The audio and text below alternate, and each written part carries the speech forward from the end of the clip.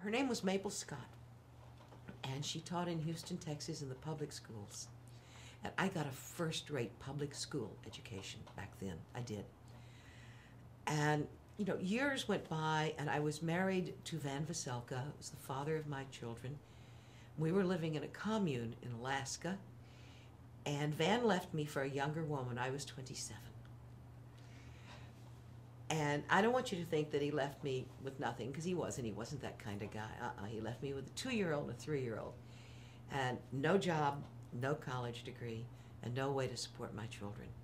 And no one thought that I could raise my 2 kids. And so they wanted to do it for me. My parents wanted to raise my kids.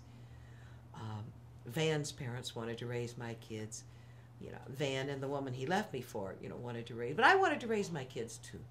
And I knew I had to do something fast. And all I had was the memory of this teacher, Mabel Scott, who had said, "One day you'll be a writer. One day you'll be a writer." So I sat down and I wrote. I wrote a letter. And in this letter, I said that I wanted to be a journalist and that I knew that I would be a very good one. I was a little vague about how I knew this. But I just needed someone to take a chance on me. And if they did, I would make certain they were never sorry.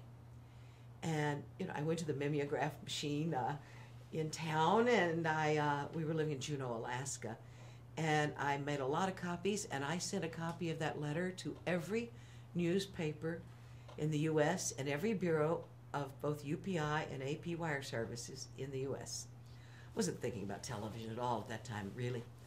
And so I send off this letter to everyone, and then I wait, and I wait, and I wait.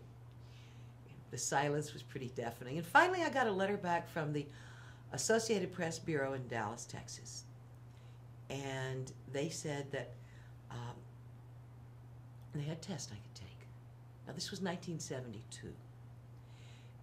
And they said if I came and I took these tests, they might hire me. Now, of course, the background of that is the fact that it's 1972. And I don't fool myself of why and how I got into this business. I stand on the shoulders of people who went before me. I stand on the shoulders of the civil rights movement of the early 60s and the women's movement of the 60s and 70s. It was pressure that got us in all the doors. I like to think I got to stay there because I was okay at what I do, or what I did, or what I didn't do. But that was what got us in. They felt compelled to hire people who weren't blue-eyed white males. And they had no pool to go from. So I write this letter, and they said, okay, fine. You can take these tests, and we'll see how you do. And I flew to Dallas from Juneau. I went to SMU, and I got the reading list for Journalism 101. And I went to the campus bookstore, and I got secondhand copies of the books, and I checked into Motel 6. And I sat up for 48 hours reading, and I took the test, and I was hired by the Associated Press, and that's how I became a journalist.